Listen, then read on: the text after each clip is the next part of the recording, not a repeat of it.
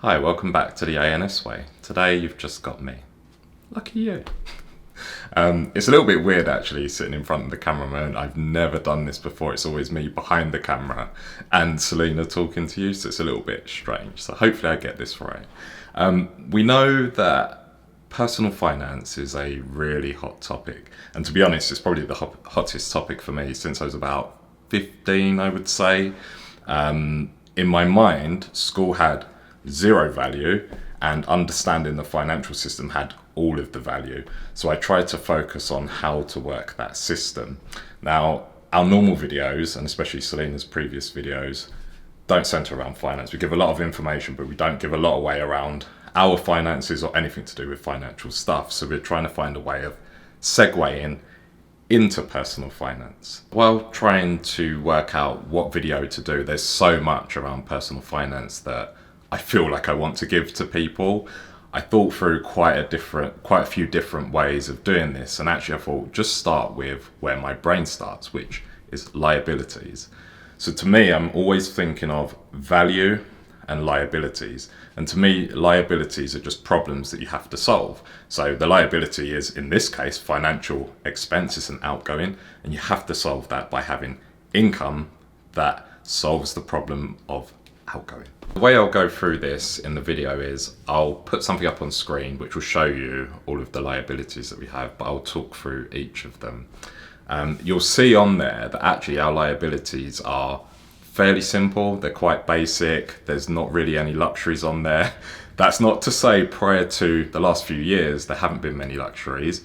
Many cars and lots of wasted money, although I had fun with it, but lots of money that went out that we could never really cover, and we'll never recover that back. But over the last few years we've been really sensible and trying to make sure we're really efficient with our money.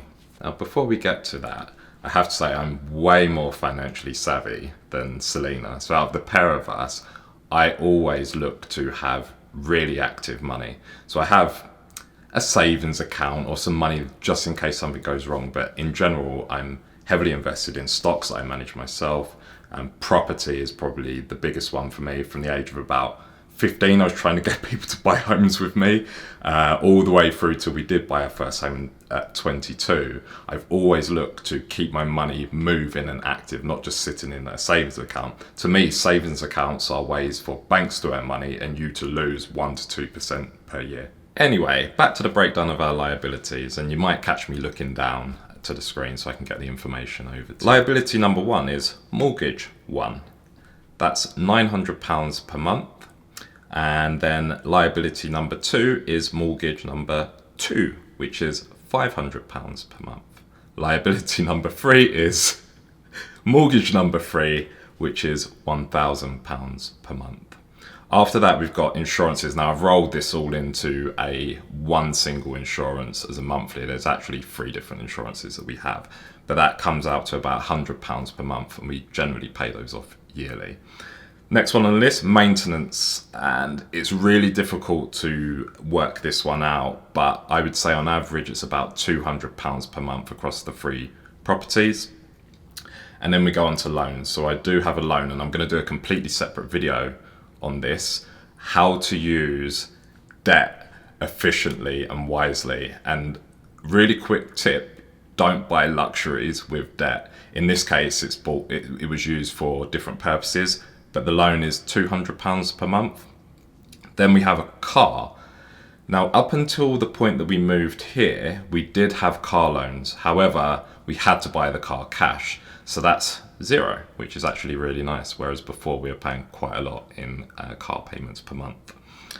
Car insurances, again, we pay this off yearly. Here it's every 6 months, but that equates to £200 per month here, which is very high, but that's just how it is in Las Vegas. Next up, and this is a variable, but I have worked out approximately for food, we spend about £1,250 per month, and that's between the 2 of us, which I think is pretty reasonable. Again, it does fluctuate up and down, but over a year, I would say about £1,250 per month. Next, utilities, which is your gas, electric, water, and I consider internet a utility. and that's £250 per month, and that's an estimation because we haven't got all of our first bills through yet here. Then fuel's really cheap here, so we're driving a lot, but we're paying about £150 per month, potentially less as time goes on here. Then there's healthcare, and I hope I've got this one right. So I've put down £250 per month, and if I need to correct it, I'm sure Selena's going to tell me and I can stick it in the video.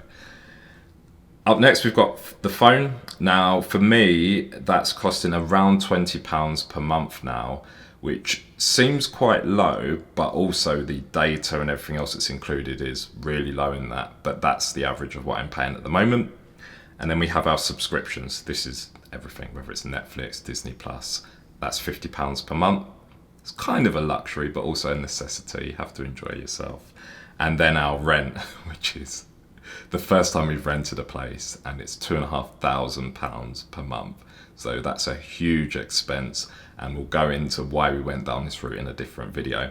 So I think overall, and I'll total this up on the screen, that's about £7,570 per month, and that's pounds. So those are our liabilities that we know we have to cover every single month. Those are our liabilities. Now my brain automatically says, that's too much. So the way I counter that is I try and look for really easy ways to generate money that covers at least a percentage of that. But that's for the next set of videos. I'm hoping to create a really comprehensive series, which isn't really financial advice. It's more how we got to where we are, the ability to cover those liabilities and still enjoy our lives. And what I will tell you is we have no YouTube money.